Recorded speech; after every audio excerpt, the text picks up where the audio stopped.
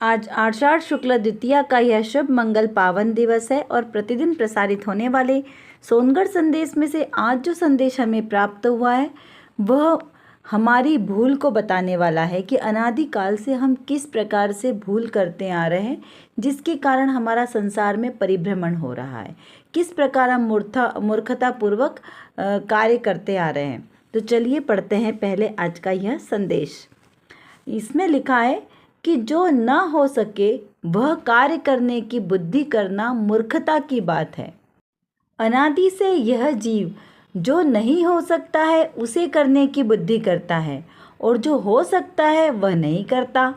मुनिराजों को पर के कर्तृत्व की बुद्धि तो छूट गई है और आहार विहार आदि के अस्थिरता रूप जो विकल्प भी बहुत ही मंद होते हैं।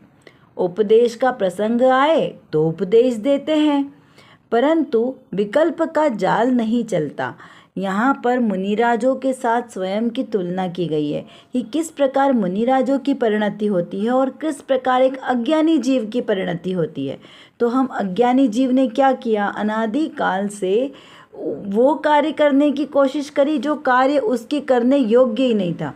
जिस कार्य को वो कर ही नहीं सकता उस कार्य को करने में अपना सारा पुरुषार्थ लगा दिया और उसका फल क्या मिला, तो वो व्यर्थ चला गया, सारा पुरुषार्थ व्यर्थ गया, क्योंकि वो कार्य हमसे हो ही नहीं सकता। यदि कोई बंजर जमीन में बीज बोने का प्रयास करे, कोई किसान बहुत मेहनत करे, हल जोते कि यहाँ पर बीज उग जाए, बहुत सारे खाद आदि डाले, लेकिन क्या उसकी मेहनत सफल हो सकती है? नहीं, क्योंकि जमीनी बंजर है, उसमें बीज उत्पन्न करने की योग्यता ही नहीं है। तो वहाँ पर आप कितना भी मेहनत करोगे तो कुछ नहीं होगा। पत्थर पर फूल खिलाने की तरह है कि पत्थर पर आप सोचो कि वहाँ पे फसल उग जाए, तो ऐसा नहीं हो सकता। तो इसी प्रकार अज्ञानी जीव यही कार्य करता है। अब अज्ञानी जीव में किसको लेना, ऐसा कि कोई कहीं के कोई जीव होंगे जो अज्ञानी जीव होंगे, हम तो ज्ञानी जीव हैं। तो यहाँ पर ऐसा नहीं है, यहाँ किसी और की बात नहीं चल रही, हमारी ही बात चल रही है। हम ही अज्ञानी हैं और हम ही ज्ञानी हैं।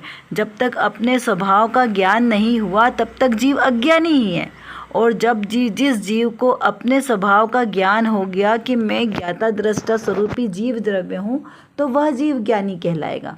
और तो हमें अपना अपना विचार स्वयं करना है कि क्या हमें अपने आत्मा के स्वभाव का ज्ञान हुआ कि मैं आत्मा हूँ और मेरा आत्मा ही ज्ञान दर्शन से परिपूर्ण है। ज्ञान और ज्ञाता मैं ही हूँ, मैं ही जानने देखने वाला हूँ, मात्र जानने देखने वाला, पर पदार्थों का कर्ता मैं नहीं हूँ। क्या ऐसा हमें निश्चय हुआ है, निर्णय हुआ है? अगर हमें ऐसा निर्णय हुआ है, ऐसा ज्ञान हुआ है, उसका अनुभव हुआ है कि हाँ मैं ही ज्ञाता दृष्टा हूँ, तो हम अज्ञानी जीव। और यदि ऐसा निर्णय नहीं हुआ तो अभी तक हम अज्ञानी जीव हैं जो अनादिकाल से ऐसे कार्य करते आ रहे हैं जिन कार्यों को हम करने के योग्य ही नहीं है और उसमें अपनी बुद्धि लगाते हैं। जैसे उदाहरण के लिए हम क्या कहते हैं, हम घर परिवार को संभालते हैं, हमने अपने स्त्री पुत्र बच्चे व्यापार दुकान धंधा सबका हमने बहुत व्यवस्थित से कार्य करते हैं। तो यहाँ और हमारे कमाने से धन आता है, हमारे समझाने से कोई बच्चों को समझ में आता है, हम बच्चों को पढ़ा लिखा के बड़ा काबिल बनाते हैं। तो ये सब कर्ता बुद्धि, ये हमारी मिथ्या मान्यता है, क्योंकि हम कुछ कर नहीं सकते, हम किसी कार्य को नहीं कर सकते, हम व्यापार धंधे को बढ़ा नहीं सकते, हम धन कमा नहीं सकते।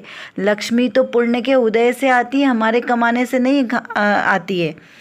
जो माता बहनें भोजन बनाती हैं तो वो भोजन वो स्वयं नहीं बनाती, भोजन बनाने का मात्र विकल्प करती हैं।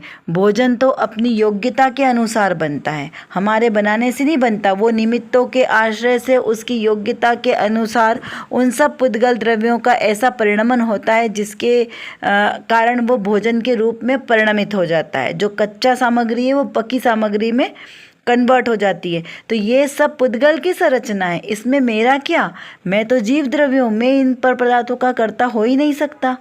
ना तो मैं भोजन को ग्रहण करने वाला हूँ, ना भोजन को बनाने वाला हूँ।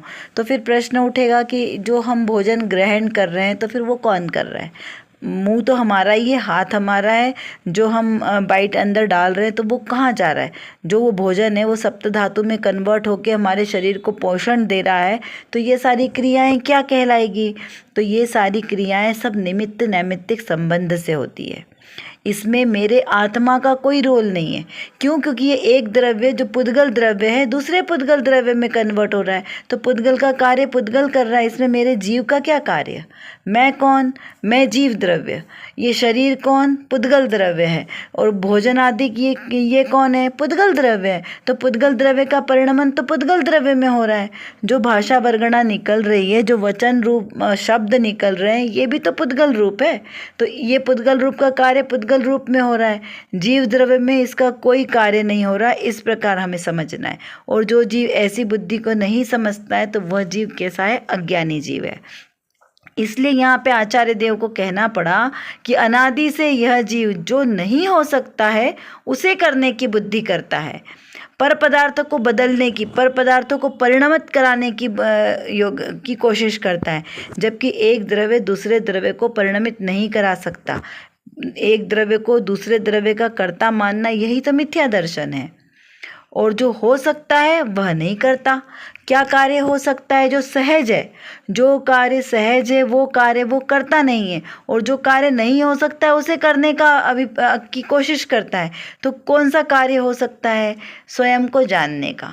क्योंकि जब हम अपने आप को जाने तो इसमें कठिनाई क्या है? अपने आप को जानना तो कितना सरल है, लेकिन वो इतना सरल ही कार्य नहीं कर सकता। जैसे पूरा हमारा शहरी मान लो, पूरे शहर में अपने घर को ढूंढना क्या मुश्किल काम है? किसी का आपको एड्रेस दिया हो, किसी दूसरे के घर को ढूंढना, उसके घर में प्रवेश करना, यह तो बड़ा मुश्किल कार्य है। क्योंकि आपको बिना उस मकान के मालिक की अनुमति के बिना आप उसके घर में प्रवेश नहीं कर सकते। तो वो तो कितना मुश्किल काम है। लेकिन आपको अपने ही घर में प्रवेश करना क्या मुश्किल कार्य है? नहीं है। सबसे आसान कार्य है अपने घर में प्रवेश करना, और अपने घर को ढूंढना और अपने घर में प्रवेश करना सबसे आसान काम है। आपको उसको किसी के लिए परमिशन की आवश्यकता नहीं है। लेकिन अनादिकाल से जीव ने यही कार्य नहीं किया जो सबसे सरल था। सबसे सरल है अपने आप को जानना, अपने आप को पहचानना, क्योंकि वो मैं ही तो हूँ। लेकिन बस इतना सरल काम ही हमने नहीं किया। मेरा घर कौन सा है? मेरा निज चैतन्य निलय, मेरा निज शुद्धात्मा, ये मेरा घर है। ये जो घर हमें जो दिखाई देता है ईंट चूने का, ये कोई घर है हमारा? ये तो सराय है। आज इस घर में तो कल दूसरे घर में, आज ये हमारा है कल ही किसी और का हो जाएगा। तो ये घर हमारा नहीं है। जो घर हमारा हमेशा हमेशा शाश्वत रहे वो घर मेरा। तो ऐसा मेरा निज शुद्धात्मा है, वो मेरा घर है। और मेरा स्वरूप वो मेरा घर, मेरा कार्य है, मेरा व्यापार है। क्या? जानना और देखना। किसको जानना देखना? अपने आत्मा को जानना और देखना, ये मेरा व्यापार धंधा है। तो मुझे अपना इस कार्य को करने में क्या परेशानी है? ये सबसे सरल कार्य है जो हमने आज तक नहीं किया। लेकिन अब नहीं करेंगे ऐसा नहीं है। अभी से ये निर्णय करना है कि अब हम अपने घर को जानेंगे, पहचानेंगे, अपने ही घर में रहेंगे और अपना ही व्यापार करेंगे। कौन सा? ज्ञान दर्शन वाला। तो अपने आत्म स्वभाव को जानना, देखना, ये मेरा कार्य है। और वो करना हमारे लिए सबसे सरल और सबसे सहज है। इसमें कोई विकल्प करने की आवश्यकता नहीं है। इसमें किसी के पराधीनता की आवश्यकता नहीं है। क्योंकि पराधीनता भी बहुत है।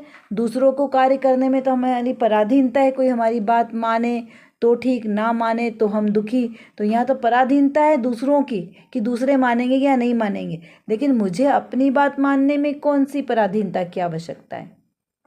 तो यहाँ पर कहा कि मुनिराजों को ऐसे पर में कर्तृत्व की बुद्धि छूट गई है। जो कर्तृत्व की बुद्धि हमारी अभी तक नहीं छूटी, ऐसी मुनिराजों की छूट गई है। क्यों? क्योंकि मुनिराज का गुणस्थान कौन सा हो गया? छठा गुणस्थान। और अभी हमारा मिथ्यात्व गुणस्थान है। यदि हम अपनी आत्मा को जान ले, पहचान ले, तो भी हमारा चतुर्थ गुणस्थान रहेगा। उससे भी ऊंचा मुनिराजों का गुणस्थान ऊंचा ही है। क्यों? क्योंकि उन्होंने समस्त प्रकार के परिग्रहों का त्याग कर दिया है। पर द्रव्य में कर्तृत्व, ममत्व, एकत्व, भोक्तत्व, ये 4 प्रकार की मिथ्या बुद्धियों को छोड़ दिया है। कि सहज छोड़ दिया या सहज छूट गई है? सहज छूट गई है। क्यों सहज छूट गई है? क्योंकि उन्होंने अपनी आत्मा को ध्याया है, अपने आत्म स्वरूप को जान लिया है, अपना निज घर जाना है। अपने निज घर में ही वह आहार विहार करते हैं, और अपने निज घर में जो निवास करता है उसको बाहर में कोई विकल्प नहीं होता। बाहर में मुनिराजों को आहार और विहार आदि का विकल्प दिखाई देता है, लेकिन अंतरंग में उन्हें कोई विकल्प नहीं रहता है, क्योंकि वह सहज ही अपने स्वरूप में निमग्न रहते हैं, लीन रहते हैं, अपने ही आत्मा के आनंद में वो मस्त रहते हैं। इसी को कहते हैं सम्यक दर्शन, ज्ञान चारित्र की एकता के साथ अपने स्वरूप को ध्याना। तो इस प्रकार का यहाँ पर उपदेश दिया है कि हम अपने निज स्वरूप को जानें। जो कार्य मेरे लिए सरल है, सहज है, उस कार्य को करें, पर का कार्य नहीं करें। पर के कार्य में आकुलता है, विकल्प है, लेकिन अपने घर में रहने से निर्विकल्पता है। आप लौकिक में भी ऐसा अनुभव करेंगे कि अपने घर में रहने से हमें कितनी निर्विकल्पता की अनुभूति होती है, लेकिन बाहर में आकुलता है। चलिए अब देखते हैं आज की रत्नकणिका में कौन सी विशेष बात आई है। यहाँ पर श्रोता ने प्रश्न किया है कि क्या खंड खंड ज्ञान, इंद्रिय ज्ञान भी संयोग रूप है? प्रश्न क्या है? क्या खंड खंड ज्ञान यानी इंद्रिय ज्ञान भी संयोग रूप है? तो संयोग रूप है, इंद्रिय ज्ञान तो संयोग रूप है, पराधीन है। इसका समाधान करते हुए पूज्य गुरुदेव श्री ने रात्रि की चर्चा में यहाँ पर जो बताया है समाधान, उसे देखते हैं। गुरुदेव श्री कहते हैं कि हाँ, इंद्रिय ज्ञान भी संयोग रूप है। वास्तव में तो खंड खंड ज्ञान भी त्रिकाली स्वभाव की अपेक्षा से संयोग रूप है। जैसे इंद्रियां संयोग रूप है, वैसे वह भी संयोग रूप है। जिस प्रकार शरीर ज्ञायक से अत्यंत भिन्न है, उसी प्रकार खंड खंड ज्ञान यानी इंद्रिय ज्ञान भी ज्ञायक से भिन्न है, संयोग रूप है, स्वभाव रूप नहीं है। अब क्यों स्वभाव रूप नहीं है? क्योंकि इंद्रिय ज्ञान कैसा है? जो इंद्रियां हैं वो शरीर का लक्षण है ना, शरीर में जानने पहचानने के लक्षण, जिसे सेंस ऑर्गन्स भी कहते हैं। तो ये इंद्रियां तो शरीर के लक्षण है, चिन्ह है। और मेरा ज्ञान कैसा है? वो अत्यंत भिन्न है, क्योंकि शरीर और आत्मा दोनों भिन्न भिन्न है। ज्ञान कहाँ विद्यमान होता है? आत्मा में। आत्मा सो ज्ञान, ज्ञान सो आत्मा, ये दोनों एक ही हैं, लेकिन शरीर उससे अत्यंत भिन्न है। इस शरीर के आश्रय से मेरा आत्मा रहता जरूर है अनादिकाल से, लेकिन मेरा आत्मा कभी भी इस शरीर रूप नहीं हुआ। मेरा ज्ञान कभी भी शरीर रूप नहीं हुआ। मेरा ज्ञान आत्मा के साथ एकमेक है, लेकिन शरीर के साथ एकमेक नहीं है। इसीलिए यहाँ पर कहा कि खंड खंड ज्ञान। कौन सा ज्ञान है? खंड खंड ज्ञान। कौन जानता है? इंद्रियों से। इंद्रियों से जो ज्ञान जानने में आता है वो खंड खंड है, बहुत बहुत थोड़ा सा जानने में आता है, क्योंकि इंद्रियां तो पर का अवलंबन करने वाली है ना। देखो कभी कभी हमारी आँखों में कोई परेशानी हो जाती तो दिखना बराबर नहीं दिखता, तो पराधीनता है ना। तो क्या वो हमें बराबर दिखाई देता है? कभी प्रकाश नहीं होगा, अंधेरा होगा, तो वहाँ पर हम देख नहीं पाएंगे। तो कितनी सारी पराधीनता है। ऐसे और भी लगा लेना कि कितनी सारी पराधीनता है इंद्रिय ज्ञान से किसी वस्तु को जानने में, और अपने ज्ञान स्वभाव से जानने में कोई पराधीनता है क्या? नहीं। और जानने वाला तो मेरा ज्ञान स्वभाव ही है। इंद्रियां कुछ जानती नहीं है, वो तो जड़ है। यदि इंद्रियां जानती होती तो मुर्दा को भी जानना चाहिए, लेकिन मुर्दा तो नहीं जानता। जो जीव कोमा में चला गया उसको भी जानना चाहिए, क्योंकि उसकी भी इंद्रियां अभी पूरी तरीके से सही है, लेकिन वो इंद्रियों से नहीं जानता, मात्र अपने ज्ञान स्वभाव से जानता है। कोमा में उसकी इंद्रियां कार्य नहीं करती, लेकिन उसका ज्ञान स्वभाव सतत सदाकाल कार्य करता है। देखिए, इंद्रिय ज्ञान स्थूल रूप से भी कुछ भी ग्रहण नहीं कर पाता। उसमें भी जो इंद्रियां ग्रहण करने योग्य हो, जो पदार्थ है, जैसे बड़े अक्षर तो हमें दिखाई देते हैं, किंतु छोटे अक्षर दिखाई नहीं देते। बड़े तरस जीव तो दिखाई देते हैं, किंतु छोटे जीव हमें नहीं दिख पाते। कान से भी हम कुछ ही दूर का सुनाई देता है, और चक्रवर्ती को 9 योजन दूर का सुनाई भी देता है, और 12 योजन तक का 9 योजन का दूर का उसे दिखाई देता है, और 12 योजन तक का उसे सुनाई देता है। पर यह भी तो पराधीनता है, संयोग से ज्ञान होता है। ये जो ज्ञान है वो विकृत ज्ञान है, पराधीन ज्ञान विकृत ज्ञान है। सूक्ष्म को तो जानता नहीं है, स्थूल को जानता है, उसमें भी कुछ पदार्थों को ही जानेगा। तो ऐसा इंद्रियों से जानने के लिए ज्ञान होना आवश्यक है। अगर इंद्रिय ज्ञान नहीं होगा तो हम इंद्रियों से भी जान नहीं सकेंगे। यदि कोई विक्षिप्त हो तो इसकी इंद्रियां होते हुए भी वो जान नहीं सकता, और ज्ञान आत्मा में है। ऐसा हमें निर्णय होना आवश्यक है कि ज्ञान आत्मा में है और आत्मा से जाना जाता है। दुनिया में जितनी भी वस्तुएं हैं, किसी भी व्यक्ति विशेष की महिमा हमें बहुत आती है, और ये सब क्या है, इंद्रिय ज्ञान का विषय है। किसी पर्टिकुलर किसी व्यक्ति के किसी के ज्ञान की महिमा करना, ये सब इंद्रिय ज्ञान का विषय है, और ये स्वभाव का विकृत स्वरूप है। लालसा करने योग्य नहीं है इसे इंद्रिय ज्ञानों के पीछे दौड़ना कि अरे इसको इतना सारा आता है, हमें क्यों नहीं आता, हमें भी इतना आना चाहिए। ये सब निदान बंध के कारण है। निदान करने योग्य नहीं है, क्योंकि निदान का बंध बहुत ही ज़्यादा बुरा होता है। इसीलिए ऐसे ज्ञान को प्राप्त करने की इच्छा करना, लालसा करना, ऐसा कार्य हमें कभी नहीं करना है। आत्मज्ञान ही ज्ञान है, शेष सभी अज्ञान। जो आत्मा का ज्ञान हो तो ही हमारा ज्ञान कार्यकारी है। बाकी बाहर में लौकिक ज्ञान आप कितना भी अर्जन कर लो, ये किसी भी प्रकार से कार्यकारी नहीं है। इससे मेरे आत्मा को सुख और शांति प्राप्त नहीं होने वाली है। यदि इंद्रियां ज्ञान कम भी हो जाए तो उससे मेरे आत्मा को क्या फ़र्क पड़ने वाला है। यदि हमें बहुत कुछ याद नहीं आता, चलो हमने कोई एग्ज़ाम दिया, उसमें यदि हमारा फर्स्ट रैंक नहीं बनी, बहुत सारा ज्ञान होने पर भी, तो उससे मेरे आत्मा को क्या लाभ होगा, सिर्फ मात्र लौकिक प्रशंसा ही मिलेगी ना। लेकिन वही ज्ञान मैंने अपने आत्मा को जानने में लगाया तो वो ज्ञान मेरा कार्यकारी होगा। लौकिक में प्रसिद्धि से हमारा ज्ञान का कोई लेना देना नहीं है। लौकिक में जो प्रसिद्धि है वो हमारे ज्ञान का दुरुपयोग करने वाला है। आत्मा को अपने स्वभाव से, अपने स्वरूप से दूर ले जाने वाला है। इसीलिए कहा कि इंद्रिय ज्ञान जगत में प्रसिद्धि दिलाता है, वो भी यश कर्म प्रकृति का उदय हो तो, अन्यथा वो भी नहीं मिलता। लेकिन आत्मा को क्या मिला, यह विचार करना है। ये विचार करने योग्य है कि हमारी आत्मा को क्या मिलता है। इंद्रिय ज्ञान से हमारी आत्मा को कोई फ़ायदा है भी या नहीं। हम इंद्रिय ज्ञान के पीछे हम बावला होना नहीं चाहिए। क्यों? क्योंकि इंद्रिय ज्ञान कुछ ही समय के लिए और कुछ समय के बाद वो ख़त्म हो जाएगा। अगर आपको बावला बनना ही है तो अपने आत्मज्ञान को प्राप्त करने के लिए हो। क्या कहा, इंद्रिय ज्ञान की शक्ति और महत्व को समझना चाहिए। संसार की सभी वस्तुएं दिखाई देती है, लेकिन प्रकाश दिखाई नहीं देता, जिसके कारण आंखें देख पाती है। अंधकार में आंखें क्यों नहीं देखती, ऐसा विचार करना। तब शक्तिहीन हो जाती है तो आंखें देखती है क्या, नहीं।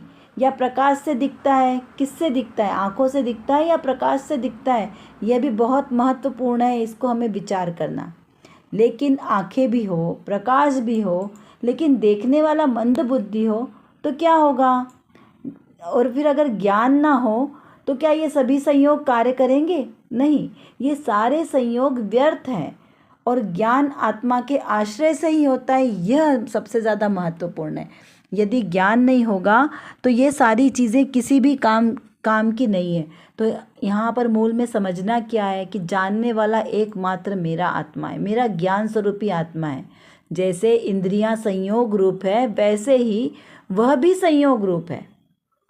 इंद्रियों के संयोग से ही हमें ज्ञान की प्राप्ति हुई, लेकिन मेरा आत्मा जानने वाला है। देखिए, कई बार ऐसा होता है कि हम आंखें बंद करें तो भी हमें कुछ दिखाई देता है ना। आंखें बंद करेंगे तो हमें क्या दिखाई देता है, अंधेरा। हमने कोई 10 साल पहले हम कोई से स्टेशन घूमने गए, हमने कोई सी तीर्थ यात्रा की, तो हमें वहाँ का ज्ञान याद रहता है कि नहीं रहता है। अभी हमने देखा है क्या, नहीं।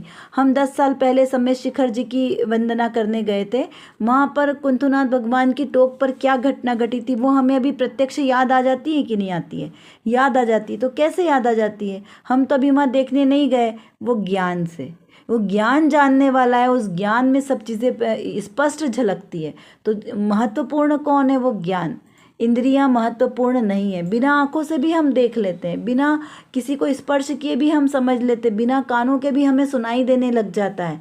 तो यहाँ पर ये महत्वपूर्ण है समझना कि ज्ञान इंद्रियों से होता है कि आत्मा से होता है। तो जो सर्वोत्कृष्ट पदार्थ है जिससे ज्ञान होता है उसकी महिमा कीजिए, इंद्रियों की महिमा नहीं करना है। जिस प्रकार शरीर ज्ञायक से अत्यंत भिन्न है, क्या कहा, जिस प्रकार ये शरीर ज्ञायक यानी मेरा आत्मा से अत्यंत भिन्न है, मेरा आत्मा अलग है और शरीर अलग है, उसी प्रकार खंड खंड ज्ञान, इंद्रिय ज्ञान भी ज्ञायक से भिन्न है। खंड खंड ज्ञान क्यों बोला इंद्रियों को? क्योंकि ये छोटे छोटे रूप में करता है। आंखें देखेगी तो कान सुनेगा, नाक सूंघने का काम करेगी तो हाथ स्पर्श करने का काम करेगा। सारे कार्य कोई एक नहीं करता कि आंखें खा भी लेगी, सूंघ भी लेगी, देख भी लेगी, ऐसा नहीं होता। तो इसलिए इसे कहा खंड खंड ज्ञान। और अखंड ज्ञान कौन सा है? मेरे आत्मा का ज्ञान, क्योंकि मेरी आत्मा में कोई इंद्रिया ही नहीं होती है। आत्मा कैसा है?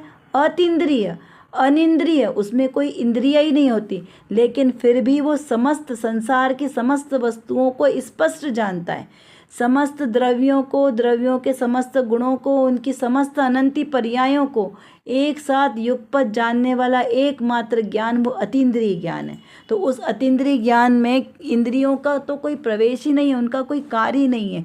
इसीलिए उस ज्ञान को महत्वपूर्ण कहा है कि ज्ञान ही समस्त लोगों को जानने वाला। यदि ज्ञान ना हो तो समस्त लोग फीका है। एक बहुत अच्छी कविता मुझे याद आ रही है। एक ज्ञान धन अमर लोक में, बाकी है नश्वर सभी, तिमिर हो जाएगा यदि ज्ञान की झांकी ना हो।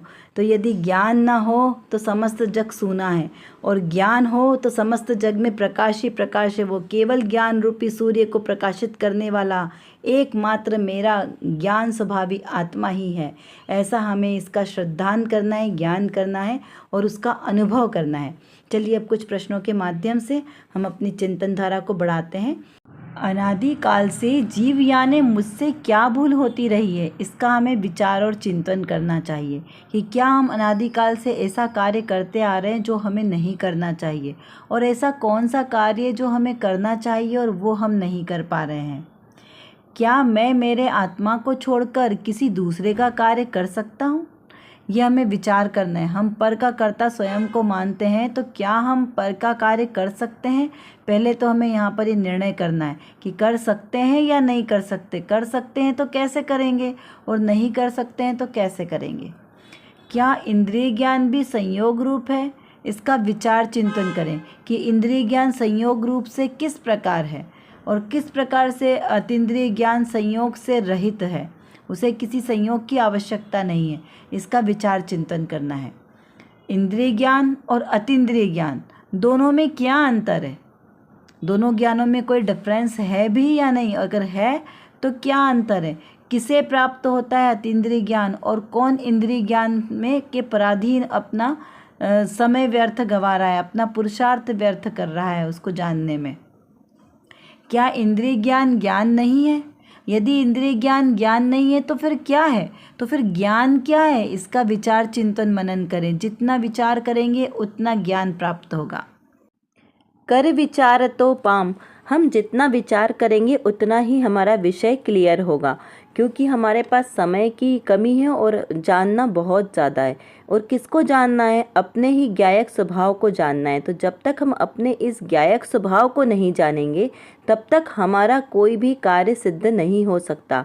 तो एकमात्र जो मेरे अंदर मतलब मेरे आत्म स्वभाव में जो ज्ञान नाम का विशेष गुण है, इस गुण को एकमात्र अपने ज्ञायक स्वभाव को जानने में लगाएं तो निर्विकल्प दशा की प्राप्ति होगी, और इस निर्विकल्प दशा के ही आश्रय से हमें शाश्वत सुख की प्राप्ति होगी। तो वो शाश्वत सुख हमें प्राप्त हो, इसीलिए पुरुषार्थ करना आवश्यक है। उसके लिए व्यवहार से तो सच्चे वीतरागी देवशास्त्र गुरु का आश्रय लेना योग्य है, और निश्चय नय से मेरी निज शुद्धात्मा का आश्रय लेना ही सर्वश्रेष्ठ उपाय है। अभी के लिए बस इतना ही। विशेष चर्चा हम आगे की कक्षाओं में करेंगे। तब तक हम अपने आत्मस्वरूप को जानें, पहचानें और उसी में लीन रहें। इसी विशेष मंगल भावना के साथ आप सभी को सादर जय जिनेंद्र।